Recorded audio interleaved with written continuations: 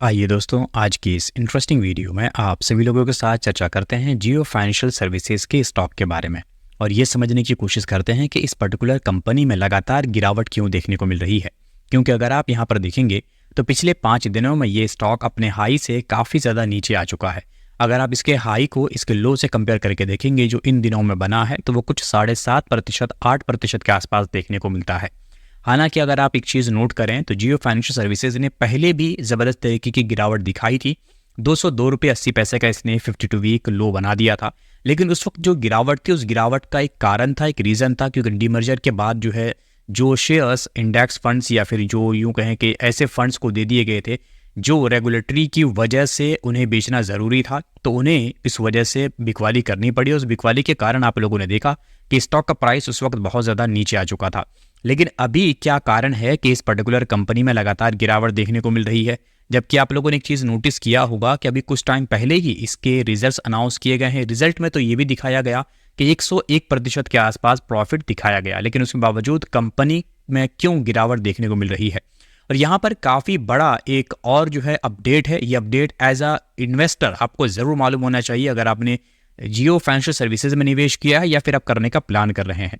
देखिए, सबसे पहले यहाँ पर आपको बताएं कि जो जियो फाइनेंशियल सर्विसेज है, इसके जो अभी मेन फोकस हैं वो हैं इसके इंस्टेंट लोन्स को लेकर। ये इंस्टेंट लोन्स प्रोवाइड करना चाहता है। आप सभी लोग जानते हैं कि जो कंज्यूमर गुड्स हैं या फिर जो मतलब हमारी रोज़मर्रा ज़िंदगी में काम आने वाली चीज़ें हैं, उस पर जो लोन्स मिलता है वो बड़ी बड़ी कंपनीज उन चीज़ों में डील करती हैं। अब जियो फाइनेंशियल सर्विसेज भी उस तरीके की चीज़ों में डील करना चाहती है। इसके अलावा इंश्योरेंस प्लान ही बेचना चाहते हैं, चाहे फिर वो बाइक के लिए इंश्योरेंस कराना हो या कार के लिए हो या हेल्थ इंश्योरेंस हो। इस तरीके के हर इंश्योरेंस को ये डील करना चाहता है। इसके अलावा डिजिटल बैंकिंग में ये आगे आ रहा है और इसके साथ ही यूपीआई पेमेंट्स में भी ये अपने आप को एक बेहतरीन तरीके से ज़बरदस्त प्लेयर बनाने की कोशिश में लगा हुआ है। तो ओवरऑल अभी आप देखेंगे तो ये 4 तरीके के बिजनेस जो हैं आपको अभी इनकी वेबसाइट पर देखने को मिलेंगे। अब इस बीच जो है एक बड़ी खबर ये है कि यहाँ पर जो जियो फाइनेंशियल सर्विसेज हैं, इसने कुछ अभी स्ट्रेटजीज भी अपनी अनवील करी हैं, बताने की कोशिश करी है कि भाई ये किस तरीके से मार्केट में जो है अपनी पकड़ बनाना चाहता है। उसमें इसने फोकस किया है कि ये कुछ सिक्योर्ड लोन प्रोडक्ट्स को मार्केट में लाने की कोशिश कर रहा है, जिसमें से होम लोन्स हो गए, ऑटो लोन्स वगैरह हो गए। इस तरीके के जो लोन्स हैं ये उसमें डील करने की कोशिश कर रहा है। अब उस बीच एक और खबर निकल कर आई थी कि जियो फाइनेंशियल सर्विसेज ने ऑलरेडी जो है कुछ कंज्यूमर ड्यूरेबल्स में 300 स्टोर्स को कवर किए हैं मुंबई में। अच्छा, अब यहाँ पर ये मुंबई में इन्होंने अभी कवर किया है। अभी हालांकि आपको ये बात मालूम होना चाहिए कि इन्होंने जो अपनी ये पकड़ है, इन्हें अपनी हर सिटीज में बनानी है। सबसे पहले दिन की कोशिश यही होगी कि जैसे मुंबई है, दिल्ली है, तो इस तरीके की जो मेट्रो सिटीज़ हैं वहाँ पर ये फोकस करें और फिर उसके बाद जो है ये धीरे धीरे कहीं ना कहीं टायर 2 सिटीज़ की तरफ भी मूव करने की कोशिश करेंगे। तो ये कुछ बड़े अपडेट्स थे जो जियो के फेवर में देखने को मिलती हैं, जो जियो के लिए अच्छा है। ये जो इन्फॉर्मेशंस हैं, ये इन्फॉर्मेशंस उन सभी लोगों के लिए अच्छी है जो भी जियो फाइनेंशियल सर्विसेज में इन्वेस्टेड हैं। लेकिन अब आने वाले यहाँ पर कुछ ऐसी खबरें हैं जो डेफिनेटली आपको थोड़ा सा टेंशन दे सकती हैं, लेकिन पूरे वीडियो को जरूर देखिएगा क्योंकि हम पूरा कंक्लूजन भी आपके साथ यहाँ पर शेयर करेंगे कि इन सभी खबरों का अगर हम एक निचोड़ निकालें, कंक्लूजन निकालें तो क्या देखने को मिलेगा। तो यहाँ पर अगर आप देखें तो सबसे पहली और बड़ी खबर यह है कि विदेशी कंपनी गूगल, आप सभी लोग जानते हैं, लेकिन इसने इंडिया में भी जबरदस्त तरीके से अपनी पकड़ बनाई हुई है। बल्कि अगर आप देखेंगे तो गूगल का जो बहुत बड़ा एक रेवेन्यू है वो इंडिया से ही जाता है।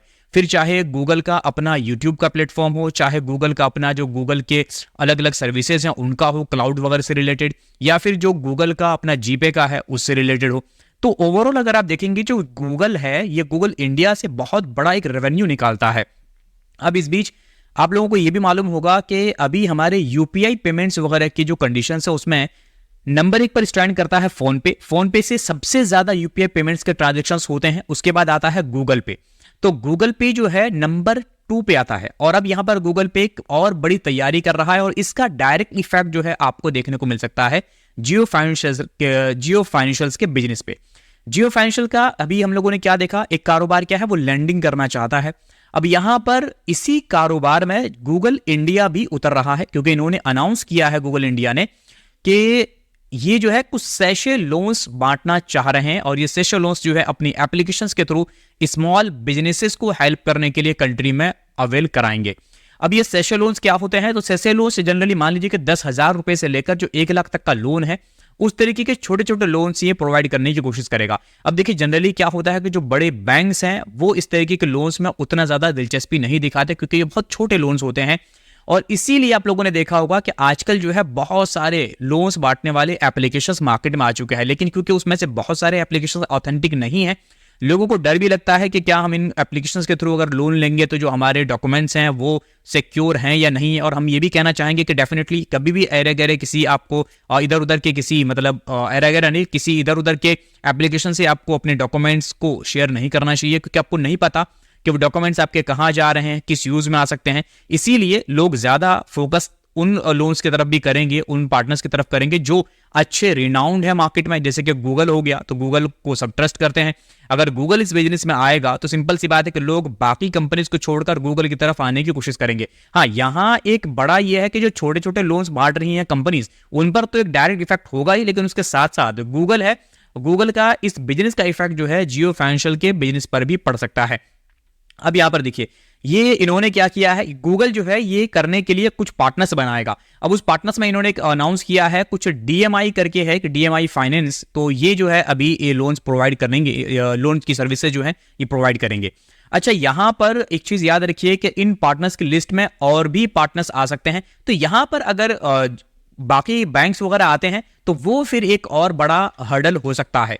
तो बैंक्स वगैरह भी पॉसिबल इस तरीके के रूट अपनाकर जो है अपने छोटे छोटे लोन्स को डिवाइड करने की कोशिश कर सकते हैं। अब देखिए एक तरफ तो गूगल जो है इस कोशिश में लगा ही हुआ है, गूगल अनाउंस कर ही रहा है, और उसके साथ साथ जो है बजाज फाइनेंस भी इस कैटेगरी में एंटर कर रहा है। जहां एक तरफ Bajaj finance already market leader है, नंबर 1 कंपनी है, एनबीएफसी है नंबर 1, वहां पर ये अब अगर माइक्रो फाइनेंस में आ जाएगा तो सिंपल सी बात है कि ये कहीं ना कहीं दिक्कतें तो बढ़ाएगा जियो फाइनेंस की।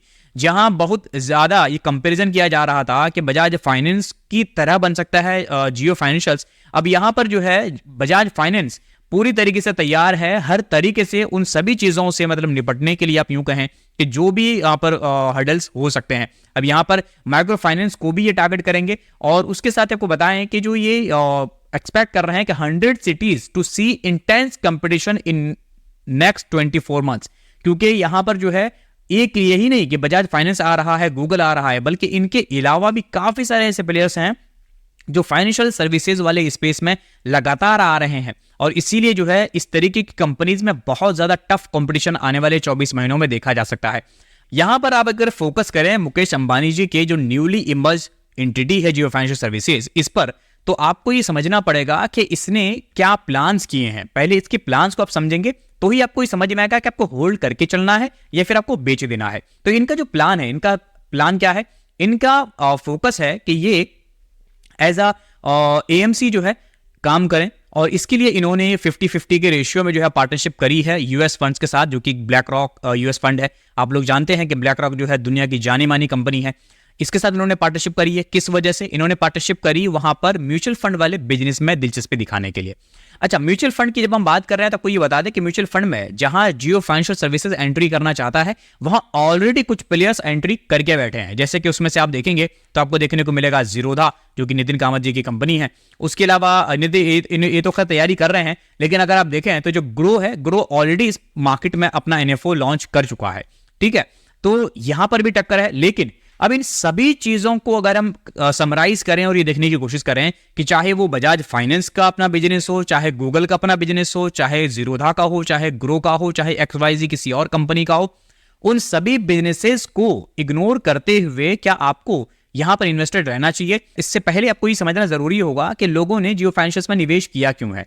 तो जियो फाइनेंशियल में निवेश करने का जो हमें रीजन समझ में आता है, वो यहां पर इसका बैलेंस शीट नहीं है, वो यहां पर इसकी वैल्यूएशन नहीं है। क्योंकि अगर आप वैल्यूएशन देखेंगे तो यहां पर जब लोगों ने निवेश किया है इसमें, जब ये डिमर्ज हुआ उसके बाद जब लोगों ने धड़ाधड़ इसमें निवेश किया, उस वक्त अगर आप इसका पी वगैरह चेक करते या इसका वैल्यूएशन वगैरह चेक करते तो एग्जैक्ट डेटा भी आपके सामने नहीं था, लेकिन फिर भी लोगों ने निवेश किया। लोगों ने क्यों निवेश किया? लोगों ने निवेश किया एक्चुअली में रिलायंस पे, लोगों ने निवेश किया एक्चुअली मुकेश अंबानी जी पे। उन्होंने इसलिए निवेश किया है क्योंकि उनको पता है कि इसके पीछे रिलायंस है, और रिलायंस जो है एक बहुत बड़ा प्लेयर है, और इसी वजह से उनको लगता है कि जब कोई डीप पॉकेट एंटिटी पीछे हो ऑलरेडी, तो उस कंपनी को ज्यादा जो है आगे दिक्कत नहीं झेलनी पड़ती। स्टार्टिंग फेज है, स्टार्टिंग फेज में हर कंपनी को देखना पड़ता है। अगर आप ये सोच रहे हैं कि जियो फाइनेंशियल सर्विसेज मार्केट में आई है डिमर्ज होकर और उसके साथ ही जो है ये कंपनी बैक टू बैक जो है यहाँ से मतलब जबरदस्त तरीके के रिजल्ट अनाउंस करना शुरू कर देगी या जबरदस्त बिजनेस मिलना शुरू हो जाएगा, तो ऐसा बिल्कुल भी नहीं है। क्योंकि ऑलरेडी जो कंपनीज हैं वो कंपनी हाथ पे हाथ देके बैठे रहने वाली नहीं है, वो कंपनीज भी तो अपना बिजनेस करेंगी,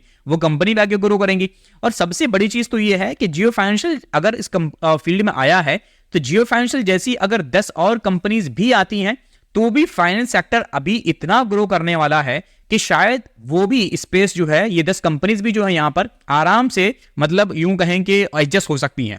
तो ये जो सेक्टर है ये कोई छोटा मोटा सेक्टर नहीं है। यहां पर आपको ये लग रहा होगा भी कि जियो फाइनेंशियल सर्विसेज आ गया, बजाज फाइनेंस आ गया, गूगल आ गया, इस तरीके की तो अभी और बहुत सारी कंपनीज आनी हैं और ये अभी बहुत आएंगी। क्योंकि इंडिया जिस तरीके से डेवलपिंग फेज में है तो डेवलपिंग फेज में ऐसी फाइनेंस वाली जो कंपनीज होती हैं, बैंक वाली कंपनीज होती है, बहुत ग्रो करती हैं। आप अगर हमारे चैनल पर देखेंगे तो आपको देखने को मिलेगा कि हमारे चैनल पे ज्यादातर जो है फाइनेंस बैंक से रिलेटेड ही वीडियोस मिलेगी। और हम हमेशा आपको बताने की कोशिश करते रहे हैं कि आने वाले 2030 तक जो है अनुमान लगाया जा रहा है कि जो बैंक्स वगैरह हैं या फिर यूं कहें कि ये जो है कम से कम 4-5 गुना ग्रो कर सकते हैं। इसके अलावा अगर आप देखें तो ये भी बताया जा रहा है कि आने वाले 10 सालों में जो है कम से कम 10 गुना जो है आपको ग्रोथ देखने को मिल सकती है फाइनेंस सेक्टर में। हालांकि देखिए ये सारी चीजें बदल सकती हैं, जैसे हमने हमेशा कहा है कि स्टॉक मार्केट में कभी भी कुछ भी फिक्स नहीं होता। आज यहाँ पर कोई लग रहा है कि ये 10 गुना हो सकता है, कल को हो सकता है कि यहाँ से ये 5 गुना जो है माइनस हो जाए, मतलब 5 टाइम्स माइनस में चला जाए। तो मार्केट में चीजें बदलती रहती हैं। बस आपको उसके साथ ये फोकस कराकर चलना है कि आपने अगर निवेश किया है तो निवेश आपको इस वजह से आपने किया है कि रिलायंस में निवेश किया है, तो रिलायंस पे अगर आपने बेट लगाया है तो फिर आपको लंबे टाइम तक होल्ड करना पड़ेगा। वो इसीलिए क्योंकि अभी तक तो जियो फाइनेंशियल सर्विसेज की रेगुलेटरी अप्रूवल्स जो है वो सारी चीजें चलेंगी। फिर उसके बाद जो है क्या कहते हैं कि जियो फाइनेंशियल के साथ साथ ये भी चलेंगे, क्या कहते हैं कि जो आप बाकी कंपनीज के साथ कंपटीशन है वो भी चलेगा। उन सभी चीजों को फेस करके आगे निकलने के लिए थोड़ा समय लगेगा। और हमें लगता है कि जैसे हमने भी निवेश किया जियो फाइनेंशियल में, तो हमें लगता है कि हम कम से कम जो है इसमें 5 साल का एम बनाकर चल रहे हैं।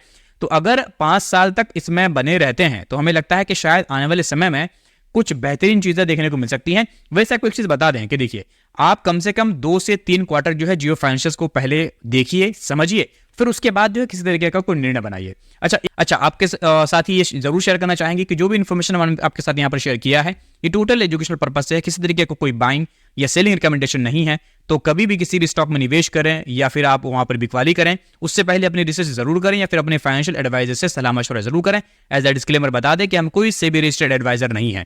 इतना जरूर कहना चाहेंगे कि अगर आपको ये वीडियो पसंद आया है इस वीडियो को लाइक करें, अपने सभी दोस्तों के साथ इस वीडियो को जरूर शेयर करें और हमारी आने वाली इंटरेस्टिंग वीडियोस को आसानी से पाने के लिए चैनल को अभी सब्सक्राइब करके बेल नोटिफिकेशन को जरूर ऑन कर दें। मिलते हैं अगली वीडियो में। Thank you so much.